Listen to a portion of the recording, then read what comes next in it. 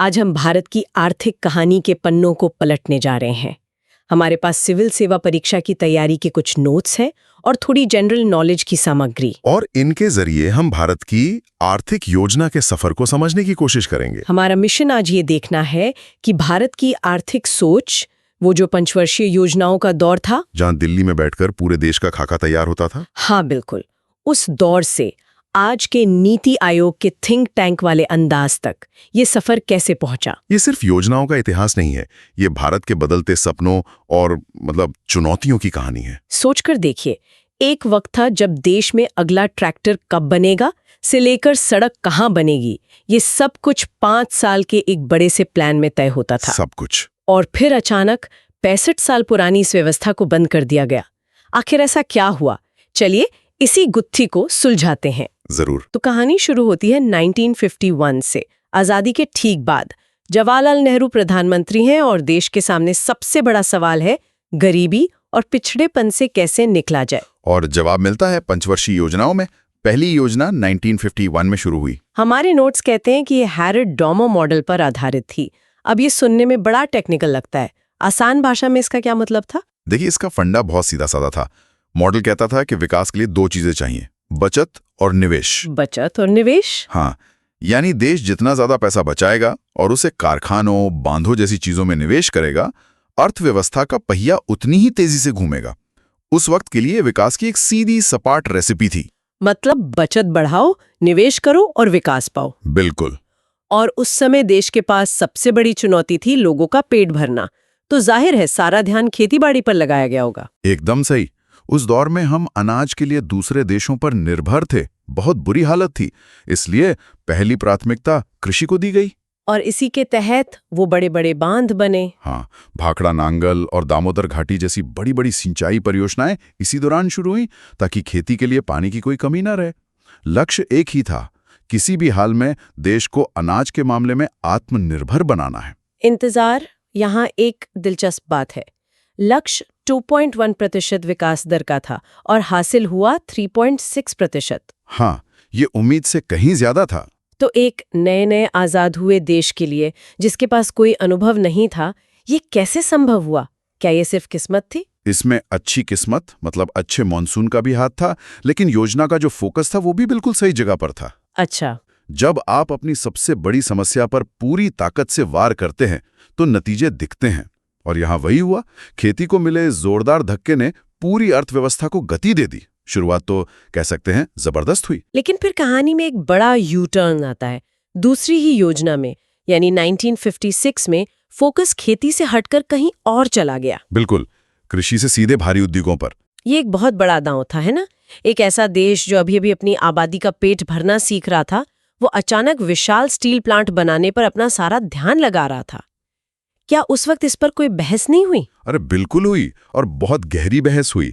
ये पीसी महालनोबिस की सोच थी, जो इस योजना के मुख्य रणनीतिकार थे। महालनोबिस मॉडल? हाँ, उनका मानना था कि अगर भारत को सच में आत्मनिर्भर बनना है तो उसे मशीनें बनाने वाली मशीनें बनानी होंगी। अच्छा, ये एक दिलचस्प सोच है। यानी स्टील, भारी इंजीनियरिंग जैसे क्षेत्रों में मजबूत होना होगा, ताकि हम अपनी जरूरत की हर चीज खुद बना सकें। दुर्गापुर, भिलाई और राउरकेला के स्टील प्लांट, वो सब इसी सोच का नतीजा हैं। लेकिन इसकी एक कीमत भी चुकानी पड़ी होगी, मतलब खेती का क्या हुआ? हाँ, आलोचकों का यही कहना था। उनका मानना था कि हम खेती को नजरअंदाज कर रहे हैं और इसका असर हमें आगे चलकर महसूस होगा। ये एक तरह से टॉप डाउन विकास था। Top down? हाँ, ये मानकर चलना कि बड़े उद्योगों का फायदा रिस्क कर नीचे आम आदमी तक पहुंच जाएगा। ये एक ऐसा वैचारिक दांव था जिसने अगले कई दशकों के लिए भारत की आर्थिक दिशा तय कर दी। और आलोचकों की बात सच साबित होती दिखी तीसरी पंचवर्षीय योजना में, जो 1961 से 66 तक चली। बिल्कुल, इसका लक्ष्य तो अर्थव्यवस्था को आत्मनिर्भर बनाना था, लेकिन ये योजना एक के बाद एक संकटों का शिकार हो गई। इसे भारत के लिए एक परफेक्ट स्टॉर्म कह सकते हैं ना? बिल्कुल सही शब्द है। एक तरफ 1962 में चीन के साथ युद्ध, फिर 1965 में पाकिस्तान से जंग, देश के सारे संसाधन लड़ाई में लग गए। और जैसे इतना काफी नहीं था, देश में भयानक सूखा पड़ गया। हाँ, खेती की पैदावार बुरी तरह गिर गई और देश में अनाज का संकट खड़ा हो गया। इन सब ने मिलकर अर्थव्यवस्था की कमर ही तोड़ दी। नतीजा ये हुआ कि विकास दर का लक्ष्य था 5.6%, पर हम हासिल कर पाए सिर्फ 2.2%।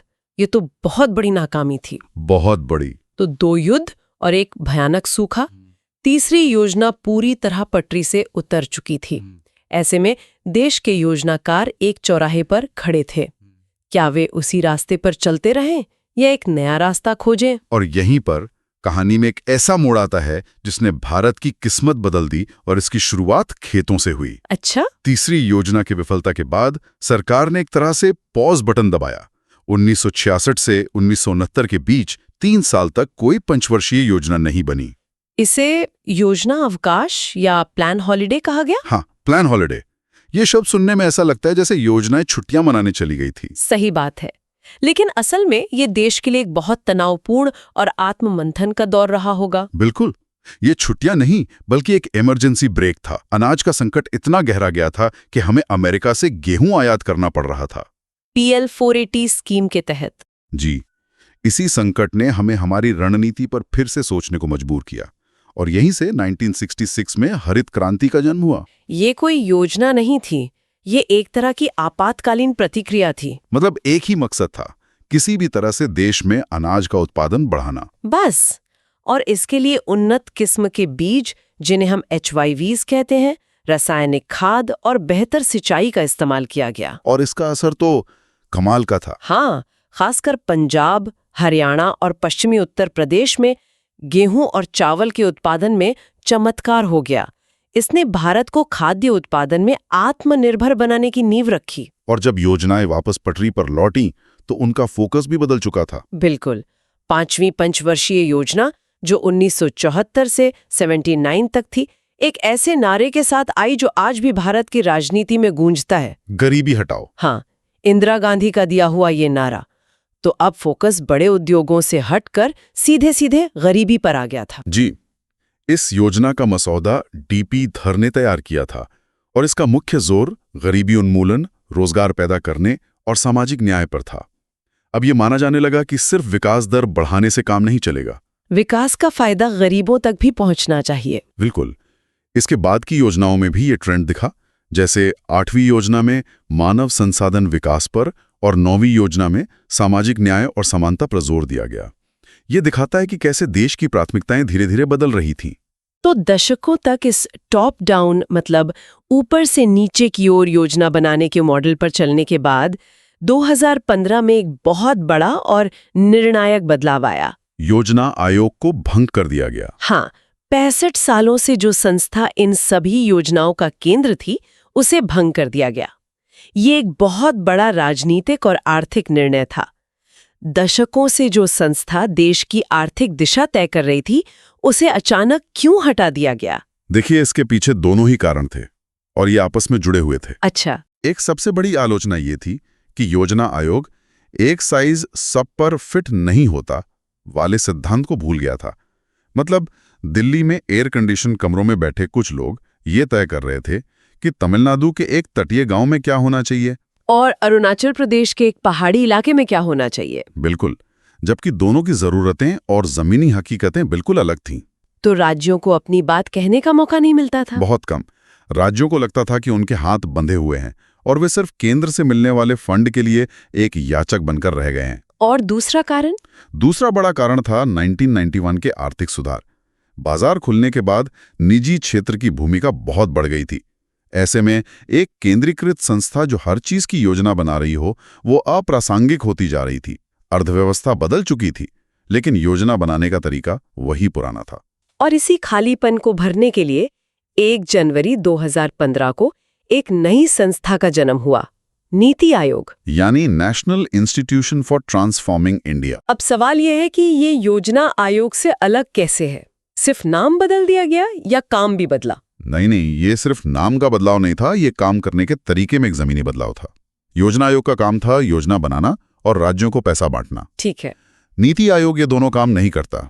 वो सरकार के लिए एक पॉलिसी थिंक टैंक की तरह काम करता है, मतलब एक सलाहकार, एक ज्ञान का केंद्र। इसे थोड़ा और आसान करते हैं, अगर कोई उदाहरण देके समझाएं तो। इसे ऐसे समझिए, पहले योजना आयोग एक स्कूल प्रिंसिपल की तरह था, जो सभी क्लास टीचर्स यानी राज्यों को बताता था कि क्या और कैसे पढ़ाना है और उन्हें कितना बजट मिलेगा। अच्छा। नीति आयोग का काम एक स्टाफ मीटिंग के कोऑर्डिनेटर जैसा है, जहां सभी टीचर्स मिलकर तय करते हैं कि स्कूल के लिए सबसे अच्छा क्या है। यहां केंद्र और राज्य बराबरी के भागीदार हैं, मालिक और कर्मचारी नहीं। इसी को सहकारी संघवाद या कोऑपरेटिव फेडरलिज्म कहते हैं। एकदम सही। लेकिन एक सवाल है, अगर नीति आयोग राज्यों को पैसा नहीं देता तो उसकी बात कौन सुनेगा? बिना वित्तीय अधिकार के क्या ये सिर्फ एक सलाहकार समिति बनकर नहीं रह जाता जिसकी सिफारिशें फाइलों में दब जाएं? ये एक बहुत बड़ा और जायज सवाल है। यही नीति आयोग की सबसे बड़ी चुनौती भी है और सबसे बड़ी ताकत भी। वो कैसे? उसकी शक्ति आदेश देने में नहीं, बल्कि सबको एक मेज पर लाकर सहमति बनाने में है। जब मुख्यमंत्री खुद इसकी गवर्निंग काउंसिल की बैठकों में शामिल होते हैं और अपनी बात रखते हैं, तो नीतियां कोलैबोरेटिव बनती हैं। मतलब ये डेटा और रिसर्च पर ज्यादा जोर देता है। बिल्कुल, ये डेटा, रिसर्च और राज्यों के अनुभवों के आधार पर सिफारिशें देता है। हालांकि हाँ, आलोचक आपकी बात से सहमत होंगे कि कई बार इसकी सिफारिशों को लागू करवाना एक चुनौती होती है। और इसका काम सिर्फ सलाह देना ही नहीं, बल्कि सतत विकास लक्ष्यों मतलब सस्टेनेबल डेवलपमेंट गोल्स को हासिल करने और नवाचार को बढ़ावा देने पर भी है। बिल्कुल। और यहाँ एक दिलचस्प जुड़ाव देखने को मिलता है। बताइए। हमने 5वीं योजना के गरीबी हटाओ के लक्ष्य की बात की थी। वो एक नारा था, एक इरादा था। हाँ। हाल ही में नीति आयोग ने एक रिपोर्ट जारी की जिसके अनुसार पिछले 9 वर्षों में लगभग 25 करोड़ मतलब 24.82 करोड़ भारतीय बहुआयामी गरीबी से बाहर निकले हैं। 25 करोड़, ये एक बहुत बड़ा आंकड़ा है। तो क्या हम कह सकते हैं कि लक्ष्य वही रहते हैं, लेकिन उन्हें हासिल करने के तरीके और रणनीतियां समय के साथ विकसित होती हैं? आपने बिल्कुल सही नब्ज पकड़ी है। गरीबी उन्मूलन का लक्ष्य तब भी था, आज भी है, लेकिन पहले का दृष्टिकोण केंद्रीकृत योजनाओं और फंड बांटने का था। और आज का दृष्टिकोण? आज का दृष्टिकोण राज्यों को साथ लेकर चलने, डेटा के आधार पर यह पहचानने का है कि कौन ज्यादा गरीब है और क्यों, और फिर लक्षित नीतियां बनाने का है। ये रणनीति के विकास को कमांड एंड कंट्रोल से कोलैबोरेट एंड कन्विंस की ओर जाने को दिखाता है। तो आज हमने भारत की आर्थिक योजना की इस लंबी और दिलचस्प यात्रा को देखा।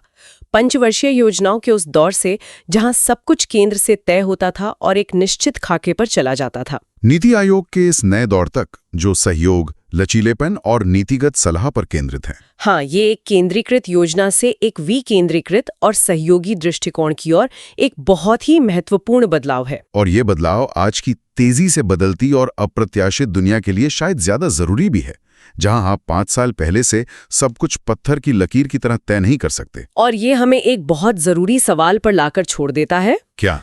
भविष्य में जब कोई वैश्विक आर्थिक संकट आएगा, जैसे कोई और महामारी या कोई बड़ा वित्तीय संकट, तो उस अप्रत्याशित चुनौती का सामना करने के लिए भारत की क्षमता पर इस बदलाव का क्या असर होगा? यही सबसे बड़ा प्रश्न है।